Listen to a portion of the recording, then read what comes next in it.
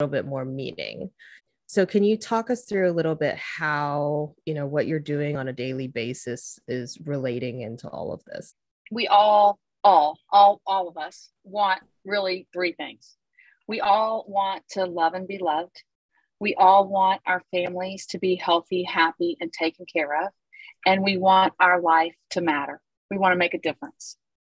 And yet we go after the money, which doesn't satisfy any of the three that we really, at the end of the day, all want.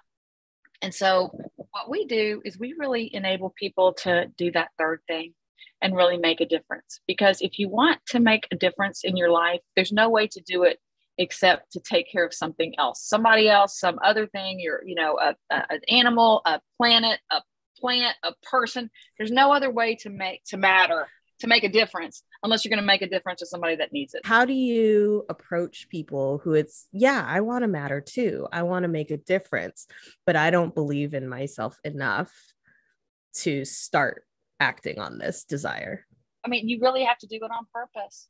And if we really knew what the speaker was talking about, if we knew it in our hearts, if we really knew that we were all one, we would never do what we do to planet Earth.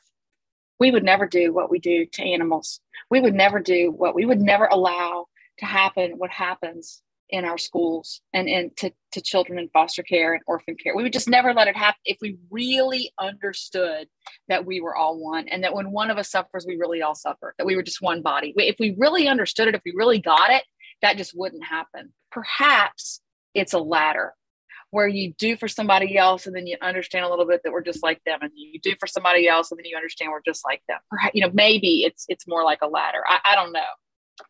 Yeah, it could be a feedback loop as well. I think, as people begin to do better things, it gets fed back into the oneness concept, and we all want to do better. And like we raise each other up every time we take a step up that ladder.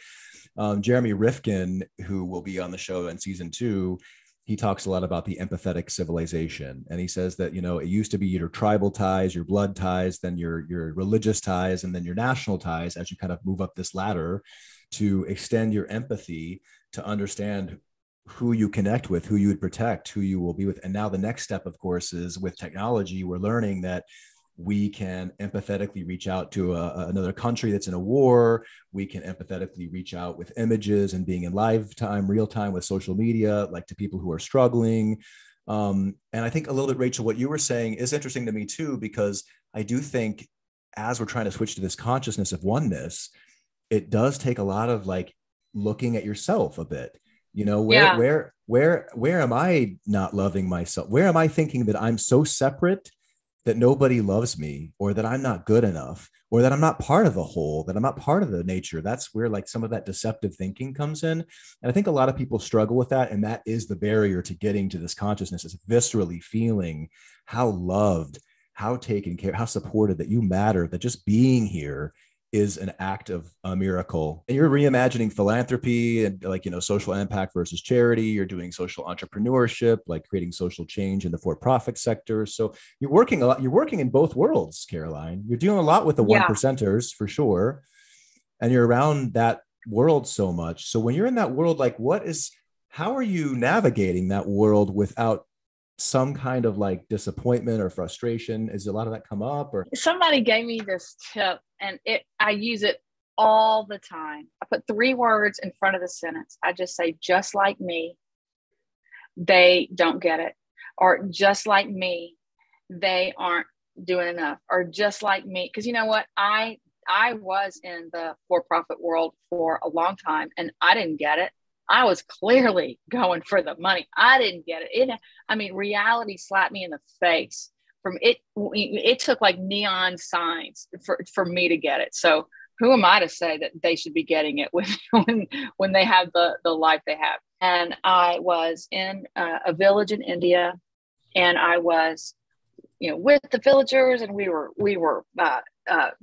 splitting up rice, getting the dirty rice out and putting the clean rice. We were splitting rice. We were singing and dancing and laughing. It's like this big village, and it was just so fun.